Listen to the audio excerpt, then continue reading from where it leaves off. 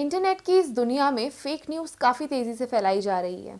India ही नहीं बल्कि दुनिया के कई और कोनों में भी फेक न्यूज़ काफ़ी तेज़ी से फैल रही है। बहुत बहुत स्वागत है आप सभी का डिजिटल मैग्नीफायर में और आज हम बात करने वाले हैं फेक न्यूज़ और उसके डिटेक्शन पे। आजकल मोबाइल और इंटरनेट का इस्तेमाल हर दूसरा इंसान कर रहा है। सोशल मीडिया प्लेटफॉर्म जैसे कि व्हाट्सएप, ट्विटर, फेसबुक, इंस्टाग्राम काफ़ी कॉमन हो चुके हैं। इन प्लेटफॉर्म्स पर लोग इतना विश्वास करने लग गए हैं कि रियलिटी और क्रेडिबिलिटी से कोसों दूर हो चुके हैं। सोशल मीडिया पे हर खबर आजकल इस तरीके से प्रेजेंट की जाती है कि वो सच्ची लगने लग जाती है और हम एज अ यूजर बिना किसी प्रूफ के उस पर आंख बंद करके विश्वास करने लग जाते हैं। अब जैसे कि कोरोना की तीसरी लहर के दौरान सोशल मीडिया पर ऐसे मैसेजेस वायरल हो रहे थे जो दावा कर रहे थे कि केंद्र सरकार कोरोना फंड के तौर पर 5,000 रुपए दे रही है और जो भी इसे क्लेम करना चाहता है वो जल्द से फॉर्म भरे। इसकी जब फैक्ट चेकिंग हुई तो पता चला कि ये पूरी तरीके से फेक न्यूज़ थी। क्या होती है फेक न्यूज़? फेक न्यूज़ एक ऐसा टर्म है जिसका डिफरेंट लोगों के लिए डिफरेंट कॉन्सेप्ट है। ये वो नॉन वेरीफाइड फैक्ट्स हैं जिसका सोर्स और क्रेडिट अभी तक अननोन है। कभी कभी ये न्यूज़ इंटेंशनली फैलाई जाती है रीडर्स को मिसलीड करने के लिए। फेक न्यूज़ हमेशा गलत खबर ही नहीं होती, कभी कभी ये ट्रुथ के अराउंड भी रिवॉल्व करती है, पर इसको इस तरीके से डिज़ाइन कर दिया जाता है कि मतलब ही बदल जाता है।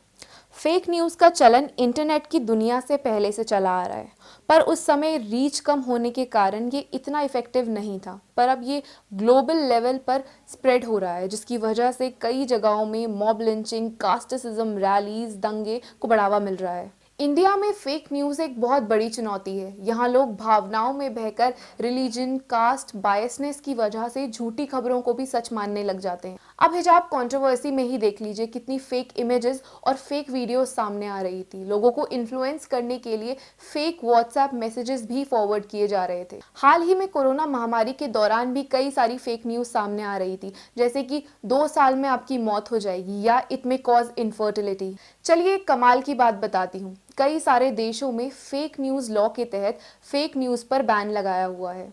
यानी अगर आप फेक न्यूज़ फैलाते हुए या उसमें शामिल होते हुए पाए गए तो आपको भारी पेनल्टी या सजा भी हो सकती है। आपके हिसाब से क्या इंडिया में भी इसी तरीके का लॉ होना चाहिए? कमेंट्स में ज़रूर बताइएगा। फेक न्यूज़ को इवैल्यूएट करने से हमें पता चलता है कि इन मिसलीडिंग इन्फॉर्मेशन में भी डिफरेंट टाइप्स होते हैं जो अलग अलग मोटिव या रीजन से क्रिएट किए जाते हैं। सबसे पहला है क्लिक बेट। ऐसे कई सारे पोस्ट, स्टोरीज, मैसेजेस जानबूझकर क्रिएट किए जाते हैं जिसकी वजह से वेबसाइट में ज़्यादा ट्रैफिक आए। बेसिकली इन स्टोरीज को एक सेंसेशनल सा टाइटल या इमेज असाइन की जाती है जिसे देखकर व्यूअर्स क्लिक करने में मजबूर हो जाते हैं।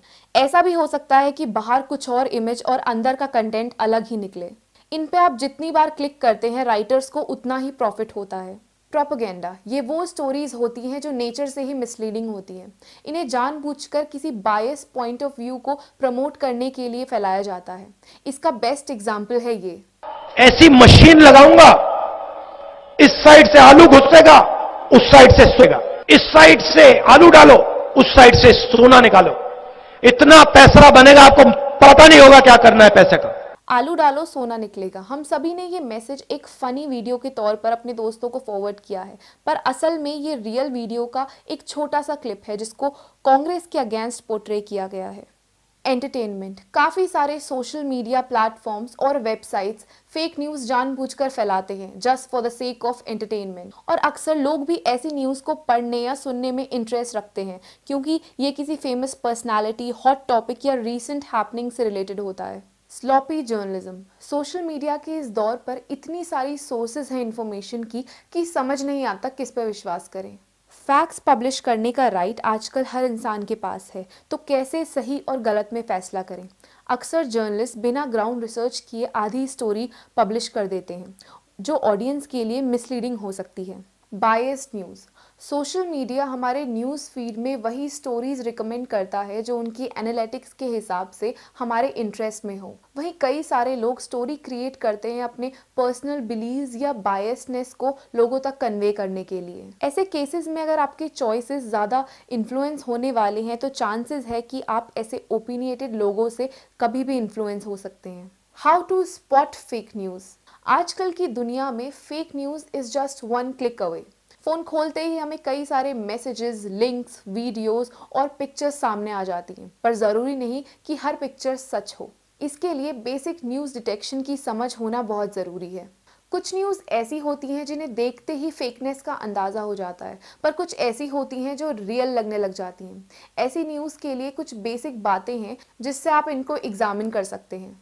जैसे कि चेक द सोर्स। अगर न्यूज़ किसी बड़े प्लेटफॉर्म पे है जैसे कि BBC, times of India, Hindu, आज तक, तो 99% चांसेस हैं कि न्यूज़ रियल होगी और 1% चांसेस हैं स्लॉपी जर्नलिज्म, जिसके बारे में हम बात कर चुके हैं। पर आपको अगर कोई रिलेटेबल सोर्स नहीं लगती तो एक बार क्रॉस चेक जरूर कीजिए। Be aware of fake photos. Photoshop से इमेजेस का पूरा मीनिंग ही चेंज हो जाता है। ऐसी कई सारी इमेजेस हैं जो आए दिन वायरल होती हैं, जो कहीं से उठा के कहीं लगा दी जाती हैं।